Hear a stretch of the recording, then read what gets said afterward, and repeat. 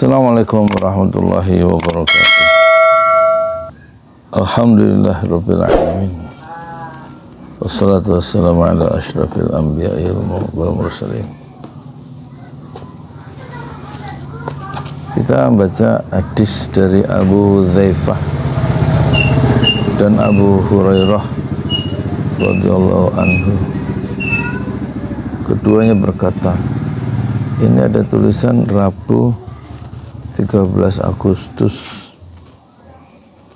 tahun 2014 pukul jam 2.02.00 malam hari, berarti 10 tahun yang lalu pas saya baca ada tulisannya.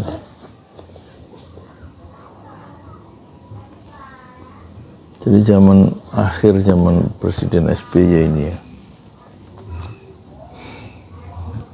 Saya bacakan hadisnya panjang tentang tentang Allah mengumpulkan seluruh manusia di padang mahsyar. Ya, lalu orang-orang mukmin berdiri sehingga surga didekatkan kepada mereka. Terus mereka mendatangi Nabi Adam. Dan orang-orang mukmin itu berkata, wahai Bapak kami, mohonlah untuk kami supaya surga itu dibuka.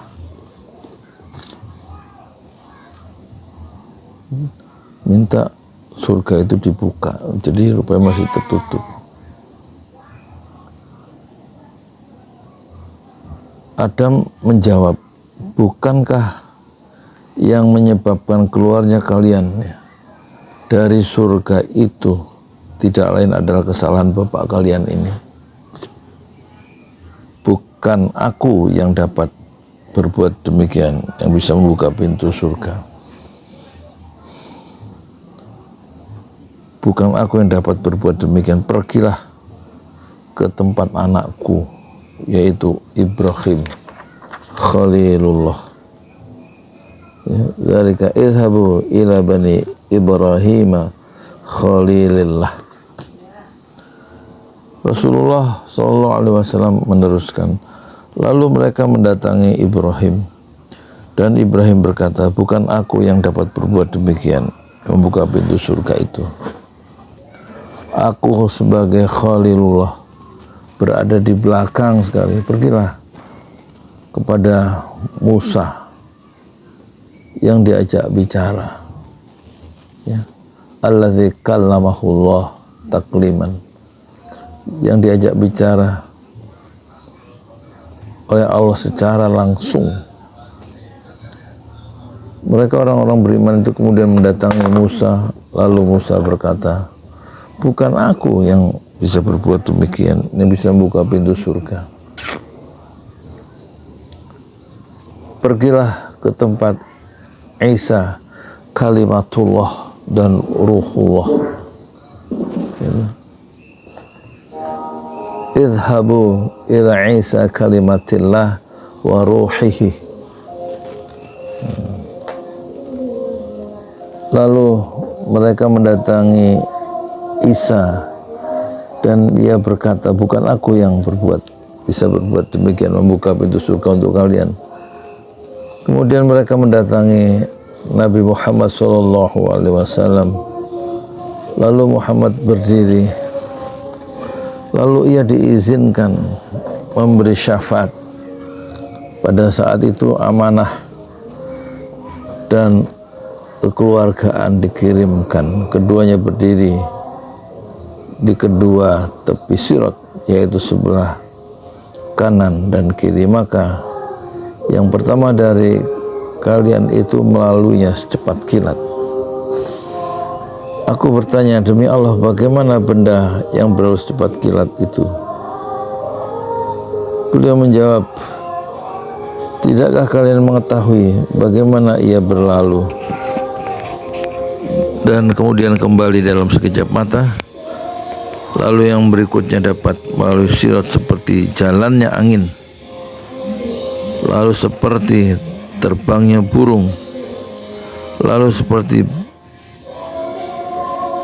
orang yang berlari paling kencang, Bersama mereka itu berjalan pula amal-amal mereka. Nabi kalian yaitu Muhammad sallallahu alaihi wasallam berdiri di atas sirat sambil mengucapkan, ya Tuhanku, ya,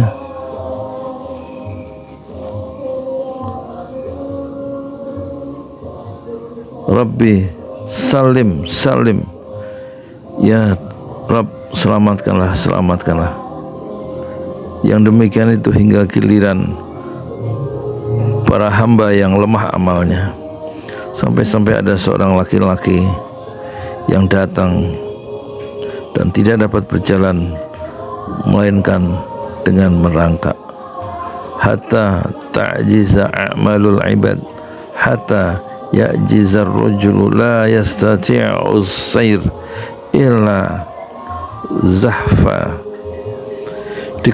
Di kedua tepi sirat itu ada beberapa kait, ya besi yang ujungnya tajam untuk mengaitkan dagingnya, yang digantungkan dan diberi perintah untuk menyambar orang yang diperintah untuk disambarnya. Maka dari itu ada orang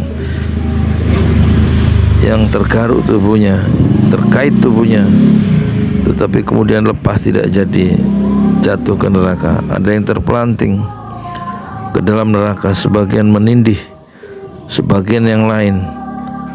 Demi zat yang menguasai jiwa Abu Hurairah, sesungguhnya dasar neraka Jahanam itu sedalam 70 tahun perjalanan. Jadi hadis ini mutiaranya ada 41. Ketetapan tentang keutamaan Rasulullah sallallahu alaihi wasallam atas rasul-rasul yang lain. Kedudukan beliau di sisi Allah Subhanahu wa taala. Ditetapkan syafaat di padang mahsyar. Ini adalah kedudukan paling mulia yang disebutkan Allah dalam firman-Nya. Mudah-mudahan Tuhan mengangkatmu ke tempat yang terpuji. Asa ya ba'atsaka rabbuka maqaman mahmuda. Dua hadis panjang ini mengandung makna tentang agungnya kedudukan amanah dan silaturahmi ketika keduanya berada atau berdiri di atas sirat. Ketika ulama menetapkan bahwa para nabi itu maksum. Maksum itu artinya terjaga dari maksiat, baik sebelum diutus menjadi rasul atau setelah diutus, ya, menjadi rasul. Keempat, di antara keistimewaan Nabi Muhammad adalah beliau dapat memberikan syafaat kepada umat manusia. Namun hal itu tidak berarti bahwa manusia tidak perlu melaksanakan kewajiban-kewajiban yang telah dibebankan. Kalau ini yang mereka lakukan, maka mereka sedang bermimpi untuk mendapatkan syafaat dari Rasulullah sallallahu alaihi wasallam. Maka yang harus dilakukan untuk mendapatkan syafaat dari Rasulullah sallallahu alaihi wasallam adalah melaksanakan segala kewajiban dan kebaikan, serta selalu berharap memperoleh syafaat dari Rasulullah sallallahu alaihi wasallam.